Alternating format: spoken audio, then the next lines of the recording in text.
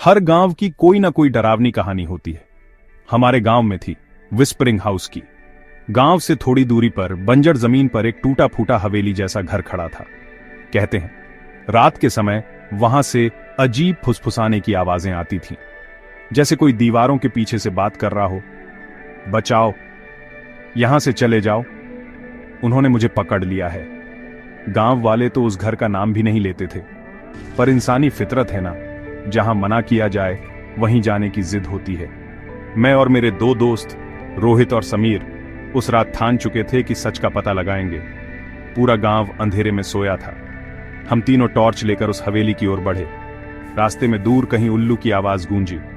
हवा में अजीब सी सड़न थी, जैसे कोई सड़ा गला फूलों का बाग हो। गेट टूटा हुआ था।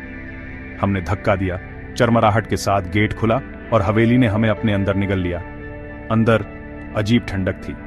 दीवारों पर फटी हुई पुरानी तस्वीरें टंगी थीं, जैसे कोई हमें घूर रहा हो। अचानक फुसफुसाहटें शुरू हो गई। कौन आया है? चले जाओ, तुम नहीं बच पाओगे। समीर डर के मारे पीछे मुड़ने लगा, पर रोहित ने उसे पकड़ लिया।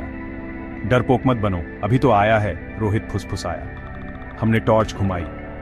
एक टूटी हुई सीढ़ी ऊपर जा रही थी और ऊपर से तेज आवाज आई, धड़ाम। बिना सोचे समझे हम ऊपर दौड़े। सीढ़ियां हर कदम पर चरमरा रही थीं। ऊपर का हॉल बिल्कुल वीरान था। सिर्फ एक दरवाजा था, बंद। दरवाजे के पीछे से एक औरत की सिसकियां आ रही थी। कृपया मुझे आजाद करो। रोहित ने हिम्मत करके दरवाजा खोला। अंदर सिर्फ एक पुरानी लकड़ी की कुर्सी थी और कुर्सी पर बंधा था एक गुड़िया। गुड़िया के चेहरे पर दर्द की अभिव्यक्ति थी और उसकी आंखों से खून के निशान थे। हम अभी उसे देख ही रहे थे कि अचानक दरवाजा तेज आवाज से बंद हो गया। टॉर्चें बुझ गईं। चारों ओर घना अंधेरा। अब केवल फुसफुसाहटें थीं, तेज और पास आती हुई। तुमने गलती कर दी, अब कोई नहीं बचा पाएगा। तभी किसी ने मेरी गर्दन पर हाथ रखा। मैं चीखा। रोहित भी चिल्लाया। समीर तो बेसुध होकर जमीन पर गिर गया। बचने की कोशिश में हम दरवाजा पीटने लगे। टॉर्च अचानक जल उठी और हम तीनों ने देखा, दीवारों से हाथ निकलकर हमारी ओर बढ़ रहे थे। हर हाथ जैसे हमें खींचना चाहता था। किसी तरह हम दरवाजा तोड़कर भागे।